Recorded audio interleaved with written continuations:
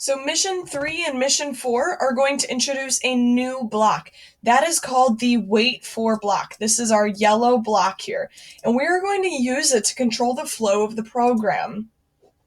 So remember, we're going to start off by when our program begins, our robot is going to drive forward at 100% power. Now what the wait for block is telling us to do is once this condition is met, so like our code is read top down, right? And so we're going to begin by driving, and then the next thing our program does is simultaneously, really, it looks at that yellow, well, maybe not simultaneously, but it reads that yellow block so quickly that it almost seems at the exact same time as that first block. So we've got the first block that's telling our robot to drive, and then it says, now we gotta wait for 2,000 milliseconds. What 2,000 milliseconds is 2 seconds. So this wait block is saying once this condition is met, so after 2 seconds, now we're going to move down to the next block, the next action block, which is our power block, which is our drive block. So here we go. This is my reminder that 1,000 milliseconds is actually 1 second here. This drive block will stop the robot because the power is set to 0. So we're going to start off by running this code here. It's always a good idea if the program gives you sample code. And we see some problems, right? First, he's not collecting this last one. And then, instead of stopping, he needs to go backwards. So, in order to solve the first problem, we're going to want to set our wait value a little bit longer. Remember, this is saying that after 2 seconds, the robot should now follow this action block.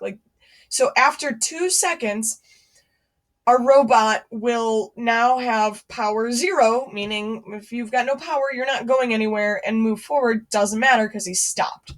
So the first thing we're going to do is set it to 2,500 milliseconds. Now, just for purposes of showing you, what if we set it for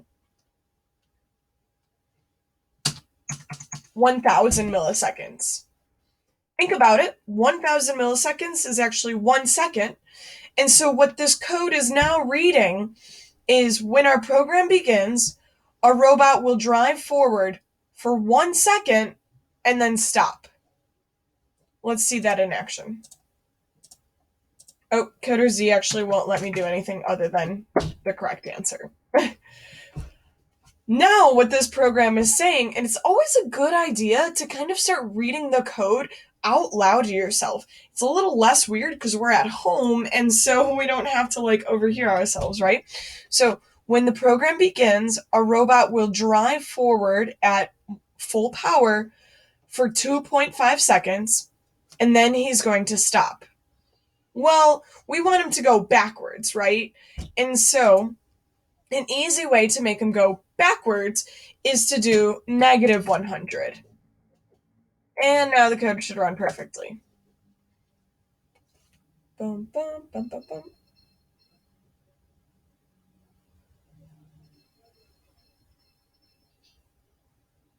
There you go. That's it.